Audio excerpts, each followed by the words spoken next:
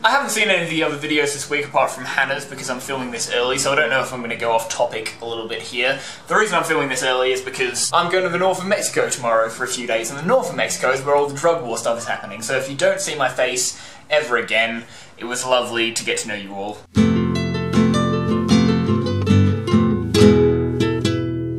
I remember just like a year or so after I first moved from England to Australia, we went on like a family holiday, and when we were in the airport to come back to Melbourne, I saw that my sister was like off to one side with my mum. She was about 14 at the time, I was about 11, and she was just bawling her eyes out, and I remember it shocked me because I'd never seen my sister cry like that before. And so my dad came over to me and he said, "Angus, do you know what's happened here?"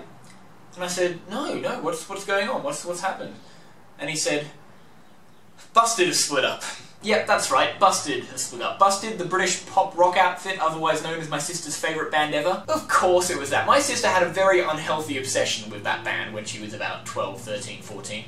I mean, she had covered her room with posters in them, she had read every interview, she'd bought every magazine they'd ever been in, and she just knew everything about them, and it was a little bit creepy. She even shipped them, actually, believe it or not. She used to want to be a writer, and she used to write these stories where, like, the members of the band would either get off with each other or with, like, her and her friends. I don't know if you'd classify that as fanfic or not, because it's not based on any fictional characters, no books, no movies. It's just like her in a fantasy with the members of her favourite band. Any kind of obsession over a real-life person like that, whether it's Busted or whether it's Justin Bieber or whether it's John Green, I do find it a little bit weird and also a bit dangerous to idolise a person that strongly, but I don't think this is limited to, like, real-life people. Like, there are people out there who have unhealthy obsessions with TV shows and books and movies as well. Fandoms and people that get, like, really into them have always creeped me out a little bit, and I could never really put my finger on why. I'm still not sure that I have figured out why, but I'm just gonna bounce some ideas off you, if you don't mind. I think it might have something to do with the fact that, like, when you define yourself so strongly by this work of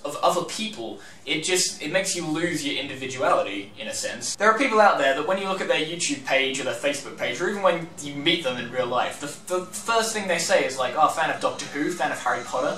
Like, why are you telling me this? I don't want to get to know you by the stuff that you like and what's on your t-shirt. I want to get to know you. What are you all about? Like, what do you do? The classic one on YouTube is obviously Nerdfighter, and a lot of people seem to think that gives them an identity to say, "I'm a Nerdfighter," but really, does it though? John and Hank like to joke that a Nerdfighter is someone that is made of pure awesome, which is a nice little soundbite, but let's be a bit more real. The best definition that I can think of a Nerdfighter is someone that watches and enjoys the Vlogbrothers videos, which I guess makes me a Nerdfighter, but that wouldn't be the first thing I said if someone asked me to describe myself. So when a person is extremely keen to label themselves a Nerdfighter, they're like, "Oh, hello, I'm a Nerdfighter." Okay, that's great. Now tell me a little bit about you, as opposed to what you like to watch. I know that the reason they do it is they want to appeal to and be a part of this whole Nerdfighteria community, and the community is packed with in-jokes like French the Llama and DFTBA and World Suck and all that stuff. And that's actually probably the reason why it took me so long to get into the Vlogbrothers videos, because it's just like,